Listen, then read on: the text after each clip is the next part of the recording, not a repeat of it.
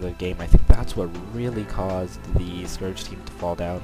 I mean, they had an Earthshaker, a PotM, and a Sven in the same lane. PotM, a hero that needs a ridiculous amount of farm.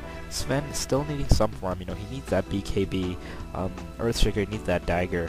I think it would have been much better to let PotM solo. I know PotM solos aren't common these days, and Dota is a game where apparently trends mean everything. So I know that PotM solo isn't very common these days, but even so, I still think PotM soloing, having Rhasta, Earthshaker, and Sven in a tri-lane would have been equally as effective, considering, you know, Rhasta's got 2 disables, Earthshaker's got a nice disable, and Sven could have been the designated carry at top, and or you could have had Rhasta babysit Darkseer, have Sven and Earthshaker go top. You know, they're able to handle their own, even though they are 2 melee heroes. Have PotM solo. Any combination would have just been good. I think they had the 3 heroes that really just were their, you know, bread and butter of their team. The PotM, the Sven, and the Earthshaker. They had 3 of those heroes, and they just couldn't do anything. Having all 3 of them in a tri-lane was just a bad idea in my opinion. I also think they picked Darkseer, you know, for the vacuum in combination with Earthshaker's Eco Slam, but I just never saw any of that. I have no idea why. They were always out of place. They were never able to get that, you know, key vacuum Eco Slam combo down. And also Sven stun, that would have been a great combo, but I never saw that really. And speaking of that tri-lane, it did shut down Panda. That I'll give them that much. It really shut down Panda at the start. However, once it got to like the 10-minute mark, Panda just started TPing around, you know, going to empty lanes, started getting some farm, got a very early dagger, and that really didn't work out too much in the favor of the Scourge team. I'd also like to say Maelk played a very heads-up game. You know, he knew he couldn't stay at bottom and kill the Darkseer, so he let Necrolyte get all the XP, get all the farm. Instead, he went around, helped his the top and mid lane, just making sure that they got some farm, did some harassing. At one point, saw early in the game, he really pushed KuroKy all the way around and gave the Tinker, a good minute of free farm. And you're like, oh, he gave him a minute of free farm, but a minute of free farm can mean so much. That could be extra 5 or 6 creep kills. It can mean BOTs just that much earlier, that much more pushing power, and really pays off. Pusher obviously playing a very good Venge as usual. People always get at Pusher for always feeding and things like that, but hey man, this game he was 5 kills, 4 deaths, and 11 assists, so the props to Pusher. And I really don't care. You can be 0-20 and like have 40 assists, and that's what really matters if you're a support hero. As long as you're setting up kills for your carries, that's definitely what you want as a support hero. Another thing is the Sentinel team continuously bought wards. You see Chen has 6 wards, Venge has 6 wards, whereas the Scourge team only has 6 wards in total compared to Sentinel's 12 wards.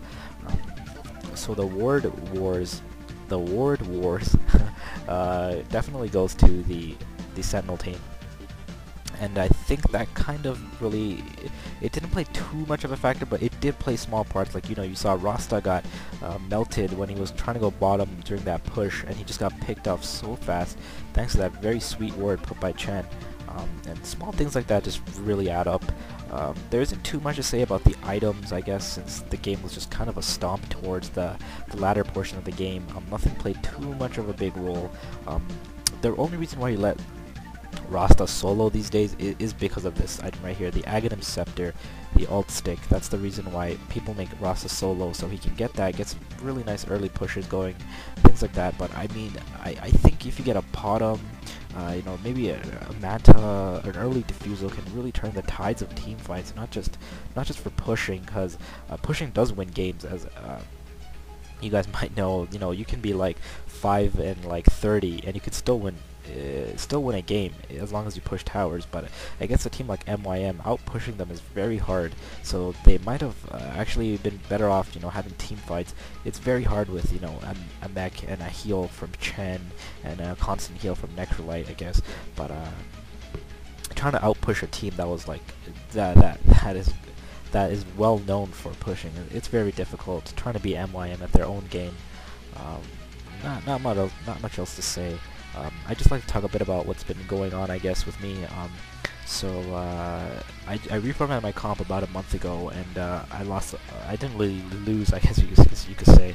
I never made a a backup file on any of my programs, so I don't have Sony Vegas, which is basically my primary editing tool, and my Warcraft 3 has bugged out on me now, and it can't read replays. So that's why I'm doing this one off Garena TV, and I'm doing this because I've been requested by some people to do some commentaries. So I guess I have to do some ghetto style commentary. So I'll probably be meeting up with some of my friends, probably get their Warcraft CD in maybe about a week's time. Not too sure when I'll be getting that. Another thing is I've started summer school, so I'm trying to get some extra credits in. So my 4th year of university can be very easy. So I'm kind of busy with that. Not much else to say. Hope you guys enjoyed this game.